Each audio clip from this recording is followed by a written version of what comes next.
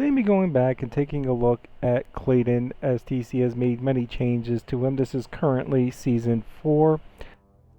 To start off, we have his ultimate ability, which is Reflective Shell. While active, deflect all ballistic damage back to the enemy. Without Reflect Shredder, they will just go down if they take damage. They won't actually die. Unless they would just naturally die. If they would naturally go down, then they'll go down. Passive ability, heal for 50% of all heavy weapon damage dealt, which works just as it is stated. You will heal for 50% of the damage dealt by use of any heavy weapon. To go on to the cards, first off we have for Horde, gonna give you my personal selection. This won't be for everybody. Give you some alternatives too. Now, I like Reflect Shredder. I like the ability to use it. I see that you get a lot of the ability even without using any boost from the heavy charger. You can increase the duration of it, which endgame you would have probably an increased duration, and it allows you to down and kill a lot of enemies. You could take out advances, or just press a section real quick, pop it. Great for revives too. If Jack goes down, pop it, kill a bunch of enemies, I can get him up. In any case, we'll go on to the Serrated Edge. Now, I do love the Torque Bow, and I actually will be using the Torque Bow when I play him. I have 2 Torque Bows and 2 Salvos in my locker, and that is why I chose the Torque Bow. If you're not a fan of the Torque Bow, or if you just can't hit your shots with the Torque Bow, then obviously this one isn't going to be for you. But with the extra bleed damage, it actually does a lot of damage. So I really do like this card. Even at level 3, it's doing a lot of damage. Now, this is my 5th card. We'll call this one the 5th one. We're going to go on to another one which I think is a lot more viable for a top 5, and that's the heavy capacity. This one definitely should be in yours regardless of your other cards, because his passive ability allows you to heal, so extra ammo really helps out in the heavy weapons. So personally, 2 of the ones I think definitely should be in your 5 are Reflect Shredder and Heavy Capacity. Now it really depends, do you want to be using Salvos and the Torque Bow, or are you going to be using the MULCHER and the Tri-Shot and running either the MULCHER Mastery combo or Heavy Charger? I'm going to be using Salvos and Torque Bows, so I'm using Concussive Explosives because it can actually stun the Matriarch and the Swarmak in place. Now they have changed this, you can't stun them across the board, but if it does get close enough, or if you're just into a close kill box, then not only are you stunning everything, killing everything, healing at the same time. Well, yeah, that's the 3 things you will be doing, but those 3 things put together are really beast. So I'm just going to be using the Torque Bow, and then when shit gets heavy, then I'll pull out the Salvo.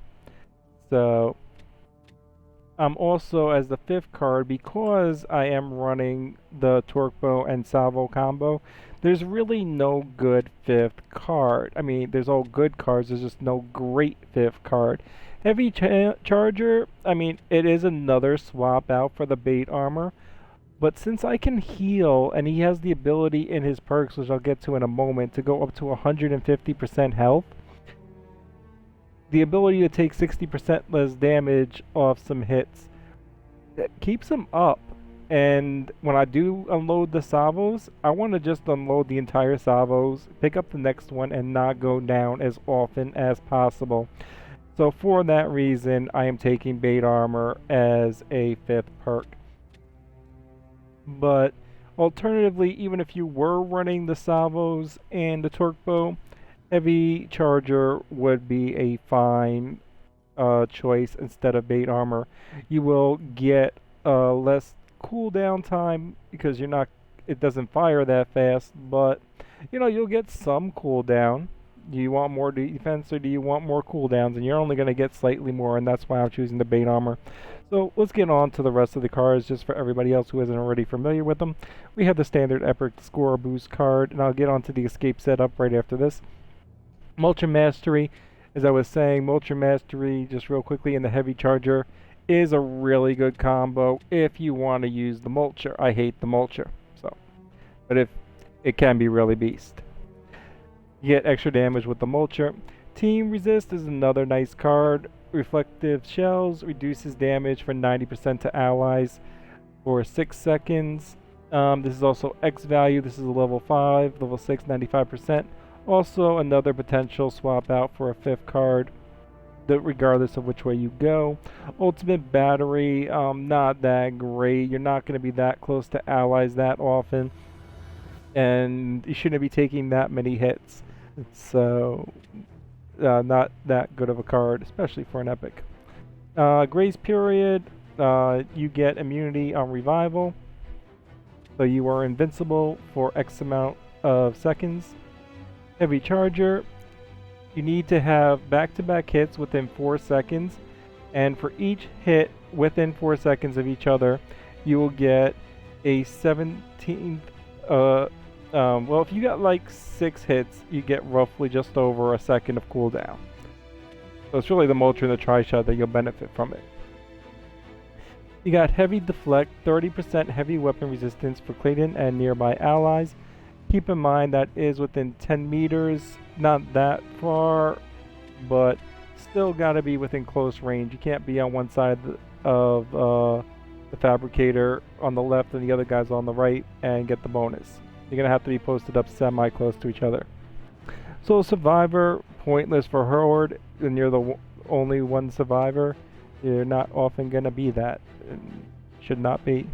Blast Shield, 32 or X explosive resistance for Clayton and nearby allies. It's not gonna save you from a salvo shot, so not that great. Flash Freeze, freezes faster. 25 or X reduction in freezing speed for the freeze resist. I mean, how often do you get frozen? Practice every day. Most of these bottom cards are pretty much pointless, but they're all beginner cards.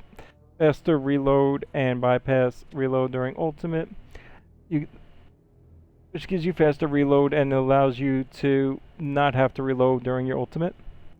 You got the Phoenix Armor, which gives you stim on revive from being down but not out, so if you are down and you get revived, then you get stim. Heavy Shell, which is reflective shells, reflect projectiles for 5 seconds. I know I heard a lot of people using this card. I think it's just a waste with all the better cards. The ability to occasionally send back salvos. I mean, it's nice, but there's so many other cards that you can be using constantly. Headshots taunt enemies for 7 seconds, which will draw the attention of the enemies that you shoot in the head. It's not always 100%. They seem to be able to get aggroed back on other players if they shoot them. They have to be like kind of ignored. Yeah, this other standard score boost card and Uncle Clay, which is damage resistance when Clayton and Lizzie are near each other. So the escape setup, as I usually say, it's going to vary from map to map. Besides if you have a JD or a Keegan with that's taking the salvo, if you're doing any other map without them, Heavy Capacity would be one. Reflect Shredder would definitely be one. He is a good map if you do end up with a map with a bunch of torque bow ammo. Bait Armor is another strong choice. If there isn't a JD already taking the salvo or Keegan, then Concussive Explosives, but you probably wouldn't be playing him for that because one of them would probably be playing it. Team Resist isn't bad. The 6 seconds of immunity can help you get yourself situated from 2 people going down. Get them both back up as soon as you start to get red or you know you're about to go down as you're going for the revive. Just pop it, get them both back up, and now they can both get back into cover. So that card is actually really useful in Escape. Ultimate Battery, you do play it a lot more close quarters in Escape, so this one isn't terrible. Grace Period, 4.5 seconds immunity on Revival, not bad. You're probably not going to be using Heavy Charger. I mean, if there is a Mulcher on the map and you're playing, then you can use this combo. And Heavy Deflect, 30% heavy weapon resistance for Clayton and nearby enemies. It's nice if you got like a Mulcher or a Buzzkill map. Still won't save you from the salvo. You got Blast Shield, same thing. You get slight reduction, like it'll just save you from a drop shot that's just out of range of downing you.